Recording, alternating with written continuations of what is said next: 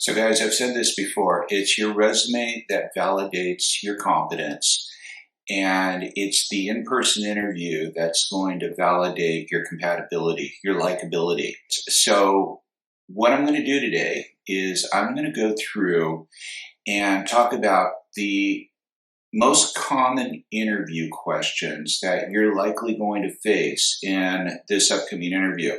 I'm going to give you 6 interview questions, and I'm going to share with you from, let's say, a 5,000-foot perspective of how best to answer these questions. And the reason why I say a 5,000-foot perspective, because I want to try and do this video in about maybe 15 minutes or less. But on my website, I have a free training that goes about an hour and a half, and it covers the interview. It's going to cover these questions in much greater detail. So if you are new to this channel, my name is Bill Benoist. I'm a certified professional career coach here in Silicon Valley. I primarily work with individuals in mid to late career. I like to say I help them find jobs that fuel their passion rather than zapping it. So let's go ahead and get started. Question number 1 is probably the most common question that is asked in an interview. And it goes something like this. The candidate walks in, let's say the candidate's name is John or Sue, and I'm the person that's interviewing the individual. And I'll sit there and say, Sue, it's really great to see you. Your resume is impressive. Thank you very much for sending it in. But tell me a little bit about yourself. Guys, this is called a positioning statement. And to answer the positioning statement, I want you to do so in 4 elements, using 4 elements. The first element is who you are in the present sense with a value-added statement at the end. So for example, as you can see from my resume, I am a certified professional career coach. I primarily work with professionals in mid to late career. I like to say I help them find jobs that fuel their passion rather than zapping it. So you notice that right off the bat, I did explain who I am, but I also added that value-added statement there. Value-added, what am I bringing to the table? Well, I primarily work with individuals in mid to late career. I like to say I help them find jobs that fuel their passion rather than zapping it. So start thinking about what your value-added statement will be when you go into this interview. That's element number 1. Element number 2 is the industries and the environments that you've worked in. Now, most of us have both, okay? We're going to have industries and we're going to have environments. Now, I'm not talking company names. I'm talking industries. So it could be financial. It could be biotechnology. It could be information technology. It could be law, litigation. These are industries. Environments, on the other hand, they could be multicultural, they could be fast-paced, they could be remote environments, they could be global environments. So what are your environments and also the industries that you've worked in? And remember, I said that most of us have both. The one exception would be young people, students, individuals that are graduating right out of college. They may not have industry experience, but I know they're going to have environmental experience. The third element is, what are your skills? What are your strengths that you're bringing to the table? And the fourth element is, what makes you unique? So your job is to create a positioning statement using these 4 elements, and really no more than 2 sentences per any one element. So by the time you're done with this, and you're going to map it out on a piece of paper, you want to script it, not because you're going to sound like a robot. I don't want you thinking that, but rather it's going to help you prepare for this. So let me give you an example of how mine might sound. So as you can see from my resume, I'm a certified professional career coach. I primarily work with professionals in mid to late career.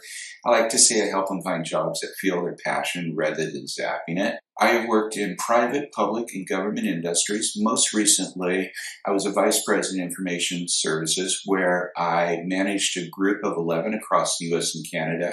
According to the Gallup Strength Finder, my number 1 strength is connectedness, and I think that's spot on. I'm definitely a people person. And I think what makes me unique is that for the last couple of years, I have been uploading career tips and strategies to YouTube. I now have over 200 some odd videos. I have about 400,000 views on my channel and several thousand subscribers.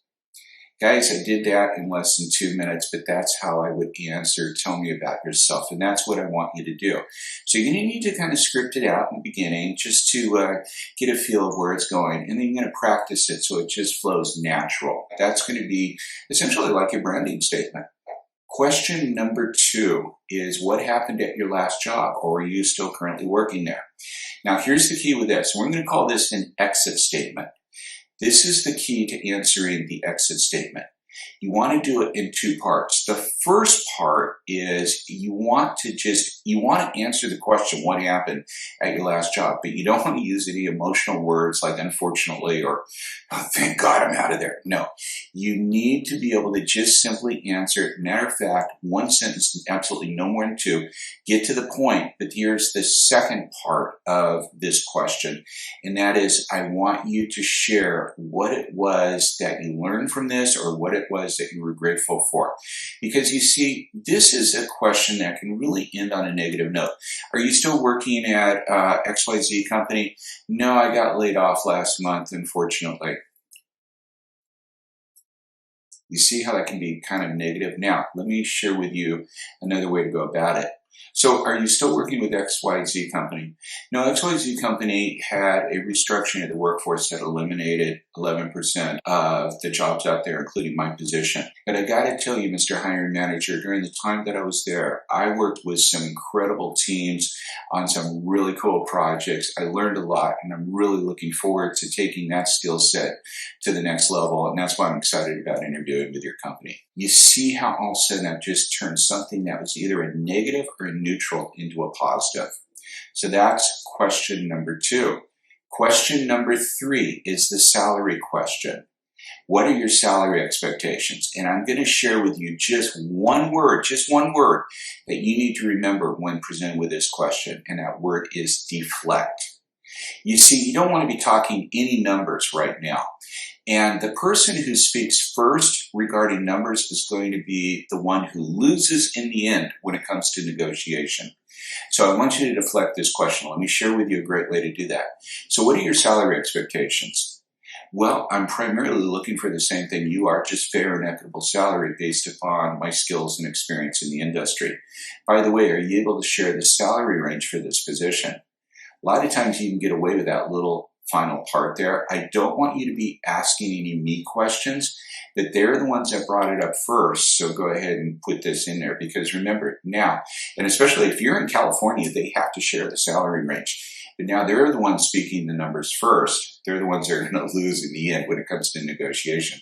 But I don't care what that number is. After they say that, just thank them and move on, because you never want to be negotiating a salary for a position that you've never been offered. Hey friends, just a quick interruption. Just want to ask that if you're enjoying this video, make sure that you subscribe to the channel, hit that bell notification, as I do upload new career tips and strategies every week. And this way, if you're in career transition or you're looking for a new job, you're not going to miss anything.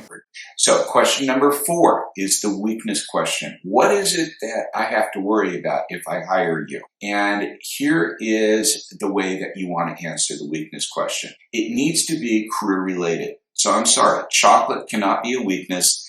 Not calling your mom on Sundays cannot be a weakness. It needs to be career related, but you don't want it to be relevant to the job that you're applying for. So let's move on. I just talked about question number 4.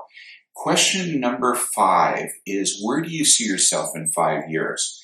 Now, a lot of people, they're going to make the mistake. They think that they want to show initiative. So they will say something like, well, I hope to be a manager or a vice president or a director or whatever. No. I want you to start thinking about what's in it for the company, not what's in it for you. You want to share something like this. Let's say, for example, you're applying for a customer service manager position. So you could, and maybe there's levels above that, could be vice president of customer experience or something. But for right now, you're applying at a lower level. So you make something like, well, I see myself continuing to make a significant impact in customer service with this organization, but with added responsibilities. So you see, it is showing that you have that initiative out there, but you're also talking about how it is about the company, not about you. And that's what you want to get across. The final question, and these are the ones that stump a lot of people. In fact, these are the questions that people will come to me and ask me to work with them for as an interview coach. And that is the behavioral type of questions. Give me an example of, tell me a time when. The key for this is preparation, is preparing for these kind of questions. And you're going to prepare for these kind of questions using one of two methods, a STAR method or a SOAR method. And by the way, I have a video just specifically for these kind of questions in the upper right-hand corner. I'm going to link to it. But what you want to do is you want to prepare a number of stories, STAR stories and SOAR stories. So you may be asking yourself, well, what's a STAR? A STAR, what it means is it just simply, it refers to a situation, a task, or the responsibility that you share, but we'll call it a task with a T. An action you took and the result from that action. That's a STAR. And a SOAR is almost exactly the same thing. It's a situation. But instead of a task, it has an O, and it stands for the obstacle that you faced. And then you have the action that you took and the result that came about it. So how do you know what SOAR or STAR stories you should prepare for? Well, there's a little trick here that I will work with my clients on, and that is you're going to do two things. One is you're just going to sit back for maybe 20 or 30 minutes and you're going to just think over your career, situations that occurred, that came to mind. Close your eyes and just do this. And you're going to come up with 3 or 4 situations in this 30-minute time span. Significant situations that you can make a STAR or a SOAR story with. I guarantee you'll be able to do this. So you just sit there. What was the situation? What was the obstacle I faced? What was the action I took? What was the result of that? Come up with 3 or 4 of those. The next thing I want you to do, let me back up for a second. You're not having to write a college essay or anything, just simply a bullet point for the situation, a bullet point for the obstacle, just something to keep, something that is going to help you remember this particular circumstance. And then what I want you to do is I want you to do the same exact thing, but you're going to take your resume. And I want you to go bullet point by bullet point by bullet point down your resume. And I want you to create a STAR or a SOAR story for that. And I'm going back to something I talked about earlier. It's your resume that validated your competence. And so a lot of times, when you are on that phone screen, because they're validating your competence, they're looking at your resume, they're going to be asking you specific things about your resume, and I want you to be prepared for those questions as well. One STAR or one SOAR story can answer multiple behavioral type of questions. And something that I've heard from many of my clients in the past, and that is, they've came back to me and they said, Bill, they asked me a question in the interview. I didn't have a STAR story or a SOAR story, but it was amazing how quickly I was able to come up with one on the fly. Because once you start practicing these kind of methods, it becomes a lot easier going into the interview. And another benefit of going into the interview, having done this, it just simply allows you to become a little bit more relaxed, a little bit more confident. Because what you're going to do is you're going to print out these STAR and SOAR stories. And when you have that interview, the in-person interview, get to that company 20, 30 minutes early, sit in your car and review these. Or if it's a Zoom call, 20, 30 minutes earlier, get these STAR and SOAR stories out and start reviewing them. You're going to feel so much more confident going into the interview. So guys, there it is. 6 interview questions that you could expect in that upcoming interview and the best ways to prepare for them.